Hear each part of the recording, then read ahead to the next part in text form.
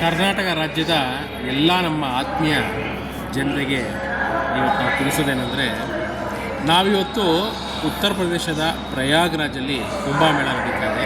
ನಾವು ಕಳೆದ 10 ದಿನಗಳಿಂದ ಕುಂಭಮೇಳದಲ್ಲೇ ಇದ್ದೀವಿ. ನಿನ್ನೆ ರಾತ್ರಿಯಿಂದ ಇಲ್ಲಿ ಬಂದು ಇವತ್ತು ಅಮಾವಾಸ್ಯೆ ಇರೋದ್ರಿಂದ ಸಾಯಿ ಸ್ಥಾನ ಅಂದ್ಬಿಟ್ಟು ದೇಶದ ಎಲ್ಲ ರಾಜ್ಯಗಳಿಂದನೂ ಎಲ್ಲ ಜನಗಳು ಇಲ್ಲಿಗೆ ಆಗಮಿಸ್ತಾ ಇದ್ದಾರೆ.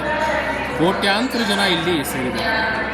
ಈ ಒಂದು ಸಂದರ್ಭದಲ್ಲಿ ಎಲ್ಲ ಕೋಟ್ಯಾಂತರ ಜನ ಇಲ್ಲಿ ಸೇರಿದ್ರಿಂದ ಇಲ್ಲಿ ನುಕ್ಕಾಟ ಆಗಿರ್ಬೋದು, ಒಬ್ರಿಗೊಬ್ರು ತಳ್ಳಾಟ ಆಗಿರ್ಬೋದು, ಕಾಲು ತುಳಿತಗಳಾಗಿರ್ಬೋದು,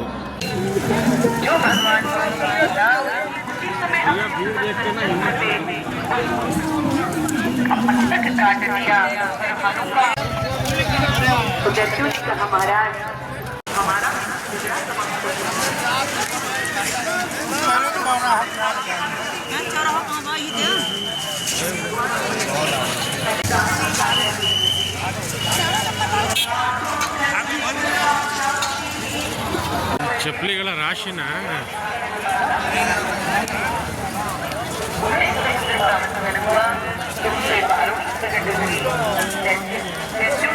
ಈ ಥರ ಎಲ್ಲವೂ ಇಂದು ಬೆಳಗ್ಗೆ ಇಲ್ಲಿ ಸಂಭವಿಸಿದೆ. ಇದರಿಂದ ಬಹಳಷ್ಟು ಜನಕ್ಕೆ ಪೆಟ್ಟು ಬಿದ್ದಿದೆ, ತುಂಬ ಏಟಾಗಿದೆ, ಭಾಳಷ್ಟು ಸಾವು ನೋವುಗಳು ಸಹ ಆಗಿದೆ ಅಂತ ಹೇಳ್ತಾ ಇದ್ದಾರೆ. ಅದನ್ನು ಏನು ಈ ಒಂದು ಸಂದರ್ಭದಲ್ಲಿ ನಾವು ಸಹ ಈಗ ಆಚೆ ಹೋದಾಗ ಅಲ್ಲಿ ನಾವು ಕಂಡಂಥ ದೃಶ್ಯಗಳು ಸಹ ನಾವು ವಿಡಿಯೋ ತೆಗೆದಿದ್ದೀವಿ. ಆ ದೃಶ್ಯಗಳು ಸಹ ತುಂಬ ಘೋರವಾಗಿತ್ತು. ಇವತ್ತು ನಾವು ಎಲ್ಲ ನಮ್ಮ ಕನ್ನಡ ಜನತೆ ತಿಳಿಸೋದೇನೆಂದರೆ, ಕುಂಭಮೇಳ ಇನ್ನೂ ಶಿವರಾತ್ರಿವರೆಗೂ ಕುಂಭಮೇಳದಲ್ಲಿ ದಯಮಾಡಿ ನಿಮ್ಮ ಮನೆಯಲ್ಲಿರುವಂಥ ಹಿರಿಯ ನಾಗರಿಕರಾಗಿರ್ಬೋದು ಅಥವಾ ಸಣ್ಣ ಮಕ್ಕಳಿರ್ಬೋದು, ಅವರನ್ನು ದಯಮಾಡಿ ಕುಂಭಮೇಳಕ್ಕೆ ಕರ್ಕೊಂಡು ಬರಬೇಡಿ. ಇಲ್ಲಿ ತುಂಬ ಕೋಟ್ಯಾಂತರ ಜನ ಸೇರ್ತಾ ಇರೋದರಿಂದ ಖಂಡಿತ ಹಿರಿಯ ನಾಗರಿಕರಿಗಾಗಿರ್ಬೋದು, ಸಣ್ಣ ಮಕ್ಕಳಿಗಾಗಿರ್ಬೋದು ಅವರಿಗೆ ಸೇಫ್ಟಿ ಇರೋದಿಲ್ಲ. ಮತ್ತು ಕಿಲೋಮೀಟ್ರ್ಗಟ್ಟಲೆ ನೀವು ನಡಿಬೇಕಾಗತ್ತೆ. ಈ ಥರ ಎಲ್ಲ ಬಹಳ ಕಷ್ಟಗಳಿದ್ದಾವೆ.